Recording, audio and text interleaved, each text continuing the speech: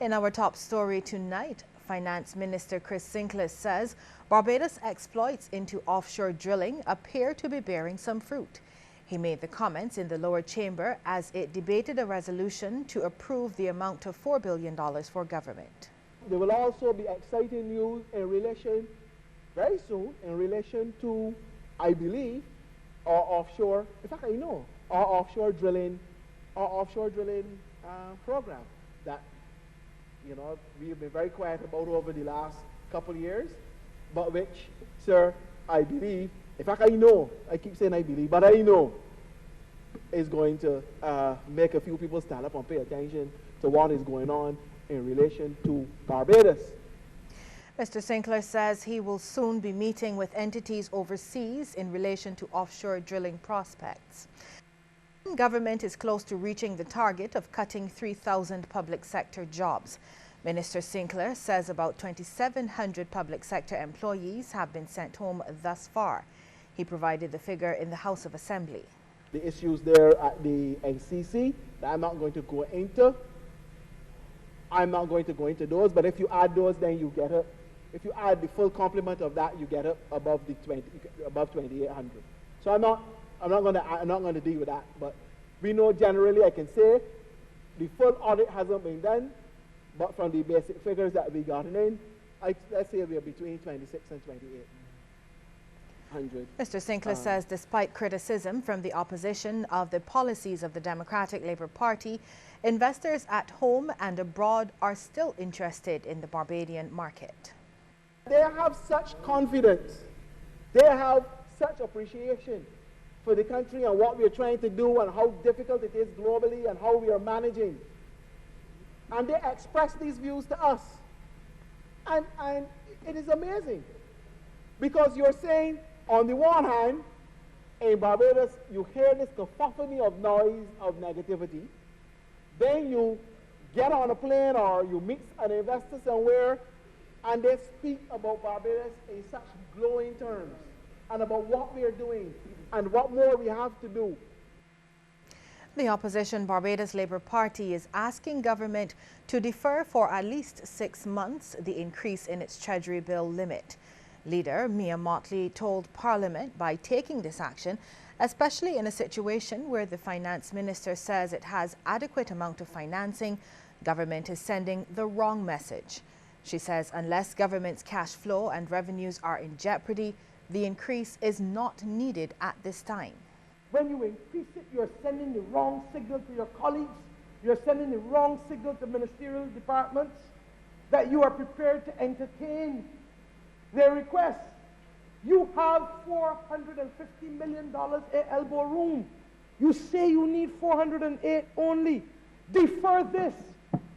We're not going to shut down this government and cause people to suffer, but you don't need this now because all you're going to do is leave to the central bank printing more money and the NIS taking up more short-term money which it cannot afford to do.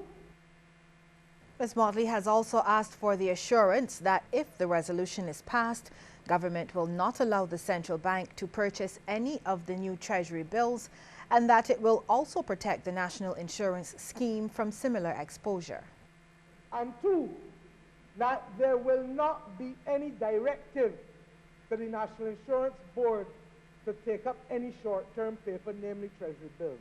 I'm not asking for him to do that in terms of debentures because I understand that debentures can give the NIS, although the level of return that it needs, although I, like others, feel that they are already too exposed to government of Barbados, and therefore there should be a diversification in the NIS's investment policy. Barbados, in a bid to restructure its economy, is doing so through the development of its cultural industry. Minister of Culture, Sports and Youth, Stephen Lashley, says trade missions were conducted, most recently to Brazil, along with a cultural industries symposium to much success. Both the two of those initiatives have led to a number of artists, taking up opportunities in Brazil to earn foreign exchange that will bring that foreign exchange back to Barbados to help with the same deficit that we are talking about in this debate. And Mr. Speaker, I have to say this. Tomorrow, I believe, tomorrow, the red plastic bag is going to be going down to Brazil. MP for St. James North, Edmund Hinkson, in his contribution, agreed with calls by the International Business Minister for Barbados to consider adopting flexible working hours. We need flexi time. And I agree with him totally. His other cabinet colleagues may not support him, but I agree with him with this because the Honorable Minister of International Business speaks almost every day on this issue. And I could only conclude that he speaks every day on this issue because he has no support from his cabinet colleagues on it. Mr. Hinkson also queried who will invest in the Treasury bills. In other news now, a local magistrate is expressing serious concern about the increasing number of young people being influenced by so-called drug lords in Barbados. Citing recent arrests by law enforcement officials of alleged culprits involved in this type of criminal activity, Magistrate Barbara Cook-Allen says it's a growing trend that Barbadians must not turn a blind eye to. But we do have drug lords throughout the country, alleged drug lords, and they do have an influence on the young males, and the females actually adore them as well, yes? We're not as bad as it is in Jamaica with Dudus. I don't think it's at that stage, but they do feel akin to these people. I think it makes them feel as part of their family, and they look out for him and he looks out for them, and we do have that trickling down in society. Magistrate Cook-Allen tells CBC News, while recent cases highlighted in the media have attracted much attention, the situation is nothing new. That's been going on for some time. Yes, it's been going on for some time. They do look up to them. They see them with the material things that they have, the businesses that they have that seem to be legal because they've gone whatever route they need to do. And they have the lifestyle that the children want. So they do look up to them. We're also hearing that assault and other violent crimes now make up the majority of cases coming before the Juvenile Magistrate Court. News of this from Magistrate Cook-Allen as she spoke to primary school students gathered for the National Task Force on Crime Prevention's In the Winner's Circle program, hosted at New Dimensions Ministries on Barbaries Hill, St. Michael. The magistrate, also director of the task force, says the situation is now such that the juvenile court system mimics the adult criminal justice system. We have over 6.2 and 2/3% of our boys being involved in assaults. Hence, it's important today when you hear about bullying, you learn how to deal with it and understand how a bully thinks. And if you're a bully, learn that you have to actually change that attitude. The next popular crime for our children, our boys, is that of theft and wounding and burglary. Quite popular among them. For the girls, it's wandering. You learn a bit later what that is. Over 7% of the wandering cases are girls. Next, for the girls come theft. For the girls, it's mainly theft of cell phones and money. For the boys, it's cell phone, money, brand gear, yes? And there's normally a weapon involved. Magistrate Cook-Allen was joined by Attorney General Adriel Brathwaite talking to students about the issue of bullying. Mr. Brathwaite wants the youngsters to be on their guard and says through the program they will learn how to respond. We want you to pay particular attention to the issue of bullying. It's an issue that has caused much damage to several of our young people across this country, and in fact not only in Barbados, because I'm sure when you watch television you see that the issue of bullying is something that is a worldwide issue. We want to pay particular attention to that and to recognize that the fact that it is not cool, it's not something that we want you to encourage, and that in fact that if you do get involved in bullying, that you need to know how to respond. The National Union of Public Workers says it's putting contingency measures in place as it seeks to address the ongoing saga regarding the retrenched workers at the National Conservation Commission. This from NUPW General Secretary Dennis Clark, who says the union is scheduled to meet with the Labour Minister on the matter following a breakdown of talks last evening at the level of the Chief Labour Officer. Mr. Clark says this in no way means that the talk of industrial action is off the table. But in response, Acting Labour Minister Senator Maxine McLean told CBC In the absence of Minister Esther Byers-Suku, she is scheduled to meet with officials of the Labour Ministry tomorrow to be briefed on the ongoing retrenchment exercise at the NCC. She says after she's been briefed, she plans to meet with the various parties in an attempt to broker a settlement to the impasse. The challenge with declining tourist arrivals from the United States market is not related to demand, but to airlift. This is according to Chairman of the Barbados Tourism Authority, Adrian Elcock, who says demand in the U.S. market to come to Barbados is actually very high. He made the comment today as U.S. carrier JetBlue announced that it will be adding a second daily flight from New York from the start of summer until September this year to help meet some of the demand. We have had challenges in the U.S. market where we are down primarily because of capacity issues, and we are down roughly about 5.6% up to April, and our projections are that we will turn the clock towards December when we have additional capacity back on track. JetBlue has played a tremendous role, been a great partner. They've been able to add back over 20,000 seats to our deficit that we had, but we're still down on capacity. Mr. Elcock says JetBlue has helped to fill the capacity in the U.S. market. He also said that some people who see the tourism numbers do not necessarily recognize that there's a need for more airlift. We still have the demand in the marketplace, but we need more airlift to do it. And that's a conversation I think we need to have with Barbadians a bit more, explaining the whole airlift connection. I certainly was ignorant of it until I became the chairman, understanding that the BTA is responsible for every plane that lands in this country. And as a businessman, for me to go buy my products outside, I expect that a plane will be on the tarmac. A lot of that is based on the work that people like Petra, Neville, and the people in the markets do, and the support that we get from the hoteliers in helping to host fam trips, etc. Meanwhile, General Manager of JetBlue Airways Barbados, Terry Lane, says the airline continues to perform very well in the Barbados market. He says the island was the first among JetBlue's 80 destinations to be serviced by the new, larger 190-seat E3A, that is, 321 aircraft, which has a number of modern features on board. Members of the media and specially invited guests got the opportunity to tour the aircraft. Mr. Lane says JetBlue also recorded positive loads during the U.S. President's Day holiday and more recently during the Easter break. Well, JetBlue right now is pleased to be able to upgauge the aircraft from the A320 to the A321, which is additional 40 seats over the aircraft that was coming previously. We've also gone back to daily flights and double daily flights from June 20th to September 2nd. The second flight will be operated by the A320.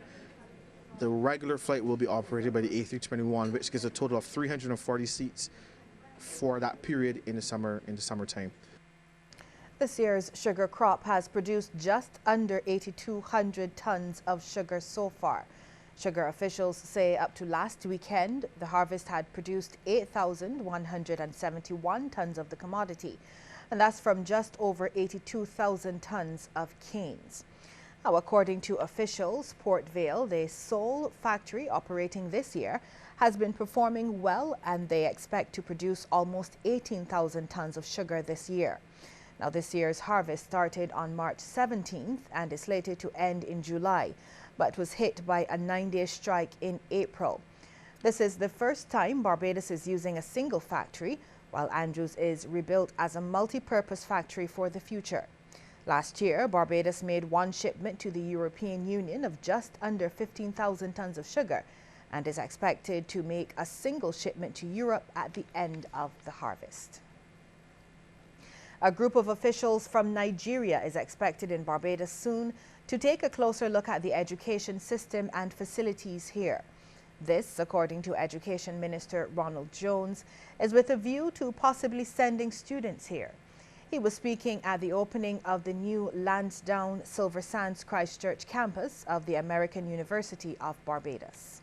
It is part of our outreach to provide a focal point to see Barbados as a place where quality education can be provided, where security, safety is also paramount. These are very important attributes when persons are coming from their homelands to be educated in a given country.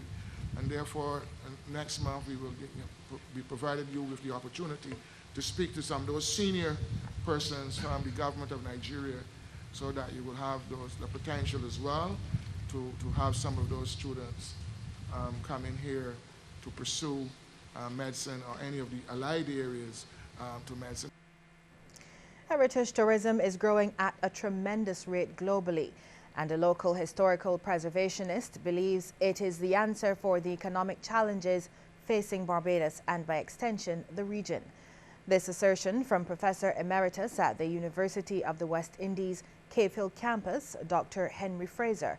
He made the comments on the heels of the just concluded Caribbean Conference of National Trusts at the Savannah Hotel. Heritage tourism can put us back on the map as a leading tourist destination. I say that Barbados is the island paradise with everything, because it's got the sun, sand and sea and a little something on the side, but it's got the heritage. And so this beautiful country, the beautiful Caribbean, the beautiful mountains, the beautiful beaches, plus the history, 350 years and more of history that we've got the relics of.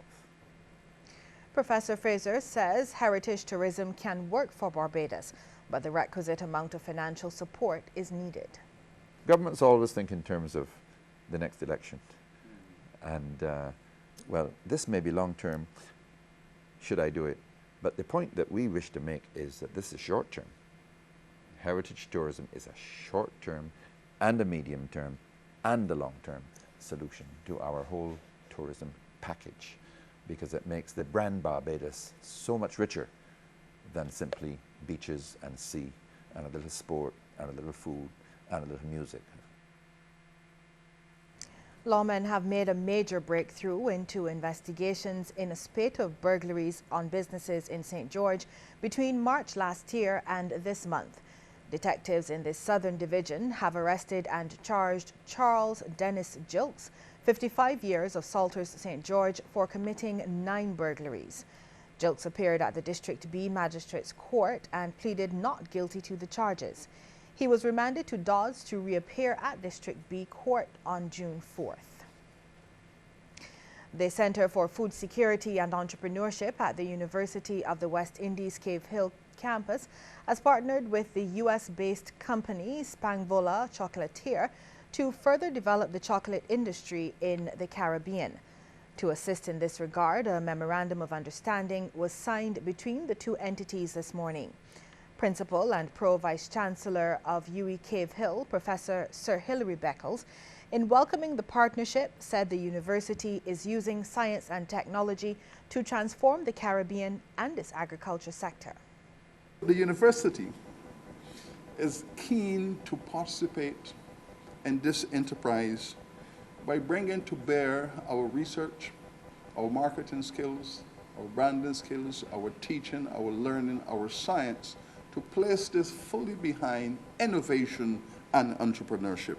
And I'm very happy, Professor, that you have brought this project to this level as an important institution within the food security project that we have launched. Founder and CEO of Spangvola, Eric Reed, says his company is helping the Caribbean states to become self-sufficient. That which attracts us most is the idea of looking and reviving some of the ailing, if not near dead, areas of our agriculture industry. The farming of some of our prized animal stock, like the black belly sheep, improving our export through better and scientific approaches to our produce, and reviving and adding value to our sea island cotton and cocoa. The cocoa to chocolate aspect of this project is where I feel humbled to be a part of.